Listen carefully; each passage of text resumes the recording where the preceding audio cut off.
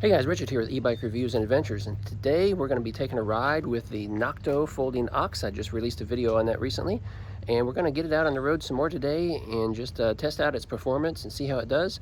In tow, I'm going to have Mr. Toby with me because he likes going out on these kind of rides. And well, let's just get to it and see how this thing does.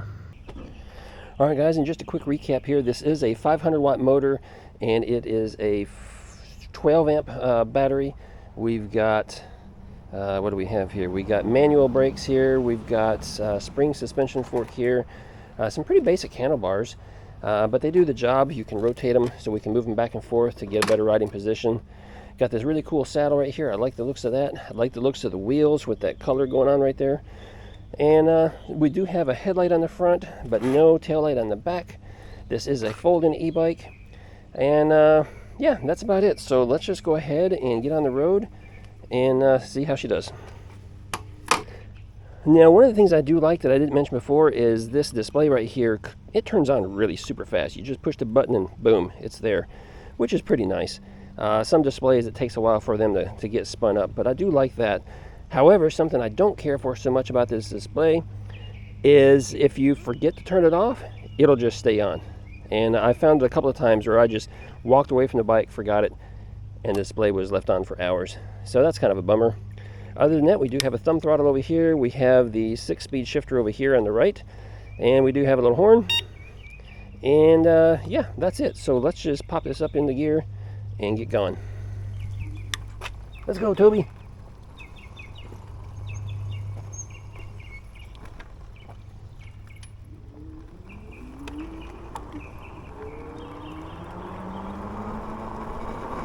Now, one thing that I really like about this bike is the fact that this 500-watt motor, it's quick. You know, this is the first bike I've done on this channel that has a 500-watt motor, and it jumps up to speed like really quick. You know, faster than some of my other bikes, so I do like that about it. And so far, the 500-watt motor has been performing very well. I mean, with my body weight and riding conditions, there's no hesitation. It's just done very well for me.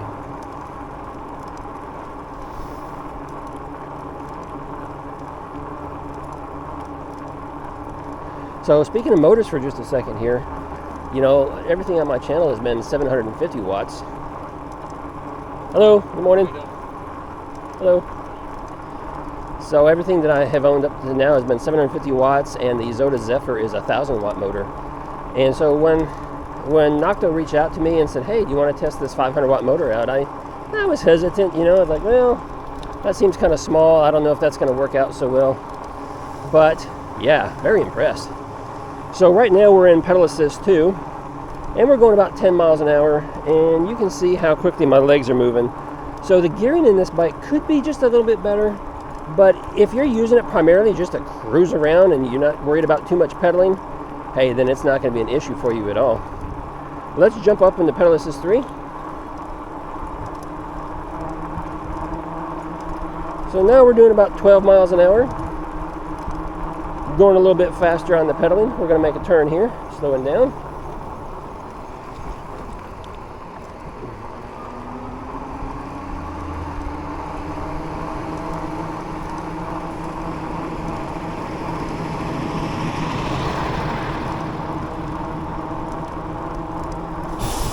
All right, so we're going to jump up to pedal assist 4.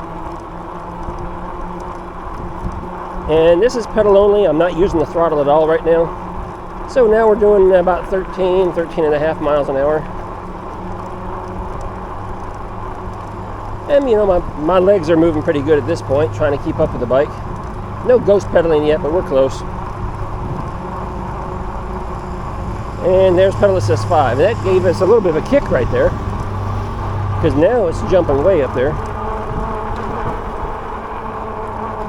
And my legs can no longer keep up with the pedals, so we're just going to use the throttle here. But there's a significant kick when you jump up to pedal assist 5 compared to the other ones. The other ones are just kind of a small increase in power as you rev up, but pedal assist 5, it really kicks.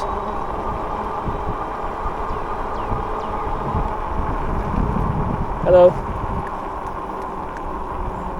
All right, I was expecting Toby to start barking. Usually he barks at other dogs. He doesn't play nice with other dogs.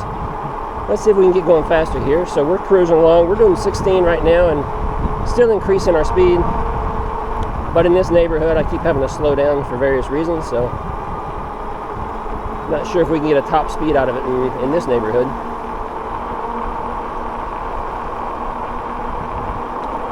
So we're at 18. And you know, there's something about this motor too, and that is really quiet. You just don't hear much of the motor at all.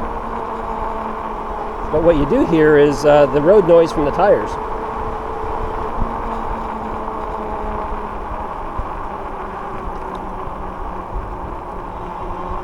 We'll just kind of make a loop there, back to where we were a few minutes ago. All right. So yeah, see, at this point there's no way for me to pedal, so it's throttle only.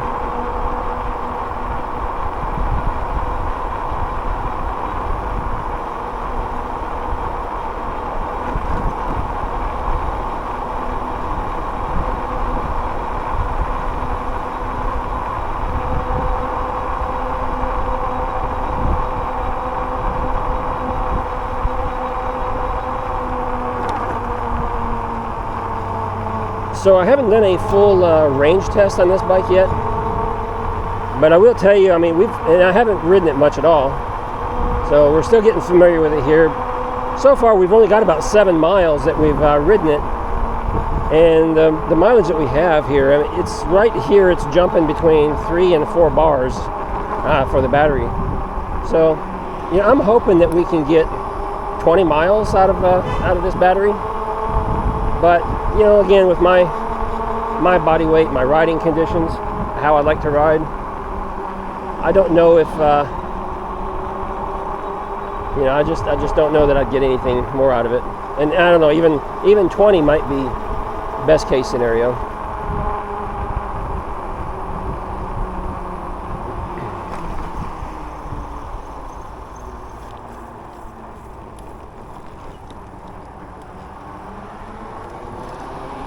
So NAKTO, you know, they built this bike to be a little more budget friendly for folks, to make it appealing and more affordable to more people. So with that, they have to make sacrifices on some features. That's why there's no taillight. That's why the display is a little cheaper than some of the others I've seen. But the big difference is the battery. You know, that smaller battery size is definitely, you know, it cuts down on the weight. Cuts down on the weight, so the bike weighs a little bit less, so it's easier to handle, so that part's good. And it cuts down on cost significantly. Because these batteries are, you know, that's probably the biggest or most expensive component of the bike. So when they go with a smaller battery, they're able to save costs, and that way they can keep the price, you know, on target for what they're trying to do here, which I think is great. And honestly, you know, there's a lot of people that can benefit from a bike like this. I mean, not everybody wants to ride, you know, 20, 30 miles, 40 miles that some e-bikes offer, and a lot more. You know, some folks, all they want is to be able to just zip around their neighborhood after dinner, you know, one evening, or maybe run to the corner store or something, and a bike like this allows them to do that.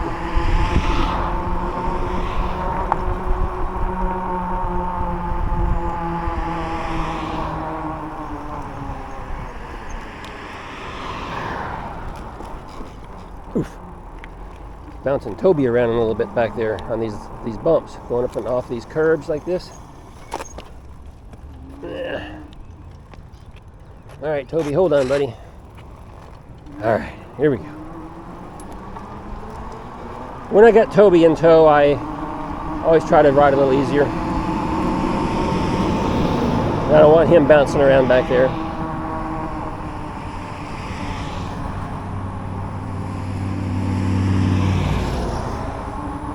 Here's a pretty big bump in the sidewalk. Normally I would just ride up and over this, but with Toby back there, we're gonna have to go up and over it a little easier for him. I don't want him bouncing right out. There we go. So we're still in pedal assist 5. And when I get out here, I'll show you how quickly it does speed up in pedal assist 5. We'll do that.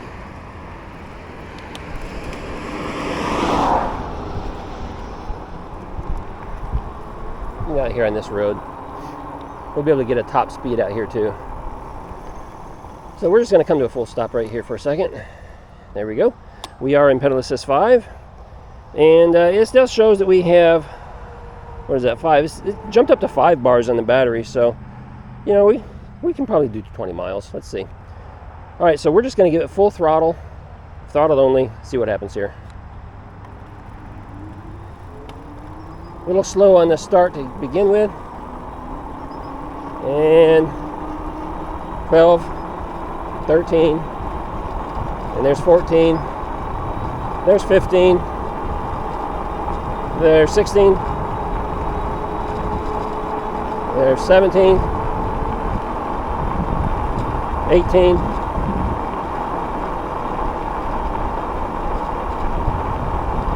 kind of stuck at 18. I got a little wind coming at me too, so all right, so let's just stop right here again.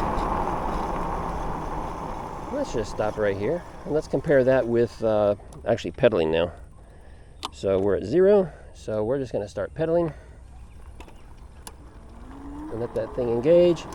There we go. 6, 7, 8, 9, 10, 11, 12, 13, 14, 15, 16, can't really pedal much more. 17, gonna go throttle only. And there's 18.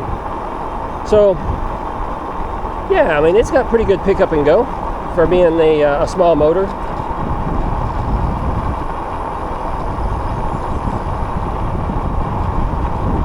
As far as the braking on this bike, it's pretty standard. I'm not gonna slam on the brakes because I got Toby back there, but I mean, it's pretty standard, comparable with any other mechanical disc brakes. You know, here's something that a lot of people don't understand. And they think, you know, mechanical disc brakes, hydraulic disc brakes, you know, one's better than the other. You know, overall stopping ability, they're close to the same. You know, hydraulic brakes are going to stop you maybe a little bit faster, you know, a few feet shorter. But the big difference between hydraulic, let's get away from this landscaper here. The big difference between hydraulic and mechanical brakes is the maintenance. With mechanical brakes, you know, when the brake pad starts to wear down, you know, you have to adjust and keep adjusting the brakes in order to be able to get that you know, good stopping ability. When you squeeze the brake and it doesn't get all spongy and it doesn't go all the way back to the handlebars, you know, that's what you want. You want to be able to have a nice firm grip on that pad going on the disc. And so with mechanical brakes, you have to constantly manually adjust that as the brake pad wears down. Whereas with the hydraulic brakes, you don't have to make those fine-tune adjustments constantly. You're just good to go. You don't have to do anything with it until it's time to actually replace the pad altogether, because the brakes will adjust as you apply them. So that's the big benefit between the hydraulic and mechanical brakes. Other than that, stopping ability, they're not too far off from each other.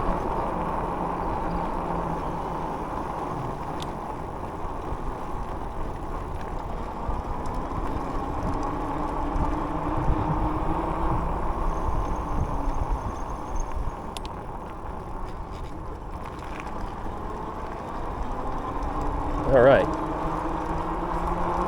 Let's see, what else can we talk about this bike? So we talked about the motor, we talked about the battery, we talked about the braking. You know, it does have the coil suspension forks, but with a couple other bikes I have, they have the coil forks instead of hydraulic. And I'll be honest with you there too, I don't notice a huge difference in them, so that's not a problem at all.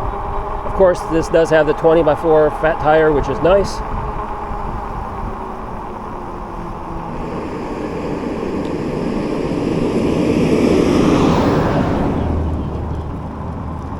These tires are not the puncture resistant that you often see with fat tire bikes, but that's okay. It doesn't have to be puncture resistant, as long as you know how to take care of your tires, make a repair, or add something like flat out or slime to it to give it that extra protection, you'll be fine.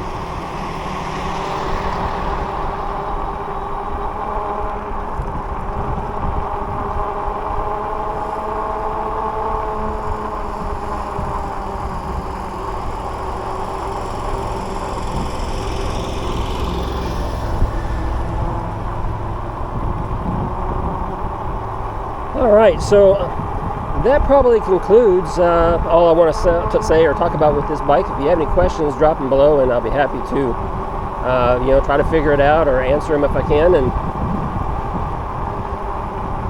this isn't the only bike that NAKTO builds. They've got several other bikes, and some of them are even a little bit more affordable than this one is. So, if you're interested in a budget e-bike, go check them out.